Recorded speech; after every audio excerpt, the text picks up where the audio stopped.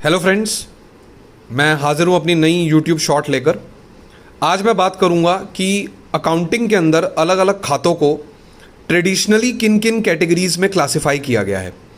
So traditional classification for different accounts आज का topic है। ये रूल्स हैं बेसिकली जो आपने फॉलो करने हैं जर्नल एंट्रीज करने से पहले। ट्रेडिशनली हमारे पास 3 तरीके के खाते होते हैं अकाउंट्स के अंदर। पहला है पर्सनल, दूसरा है रियल, तीसरा है नॉमिनल। पहले हम बात कर लेते हैं पर्सनल की। पर्सनल खाते लोगों को रिप्रेजेंट करते हैं। नेचुरल जैसे कि आप जैसे मुझ जैसे लोग, आर्टिफिशियल जैसे कि जो कंपनीज हैं, banking companies, financial companies, non financial companies जिन्हें लॉ पर्सन्स मानता है, पीपल मानता है, वो भी इस कैटेगरी में आ जाते हैं।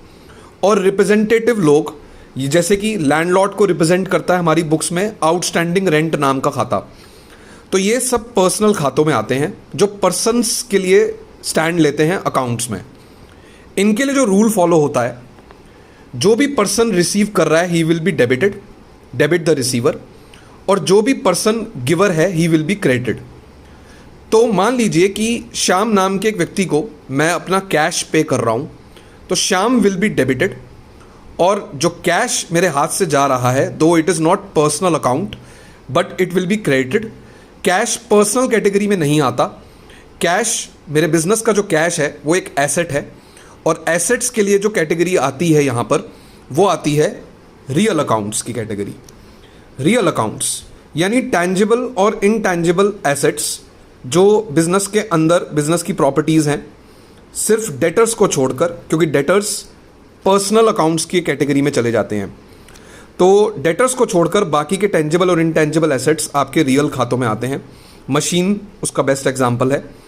इनके लिए रूल होता है कि जब भी ये बिजनेस में आएंगे, बिजनेस में बढ़ेंगे, they will be debited, debit what comes in, और जब भी ये बिजनेस से बाहर जाएंगे they will be credited, credited what goes out.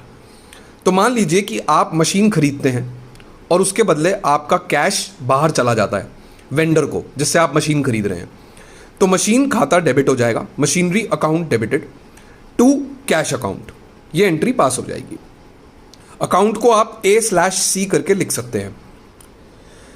तीसरी कैटेगरी है नॉमिनल अकाउंट्स, जो खर्चे और इनकम्स को रिप्रेजेंट करते हैं।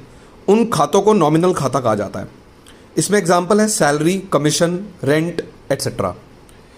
इनके लिए जो रूल फॉलो होता है, जब भी ये खाते आपके बिजनेस की तरफ आएंगे और वो एक्सपेंसेस या लॉसेस की नेचर के हैं, तब आपने उन्हें करना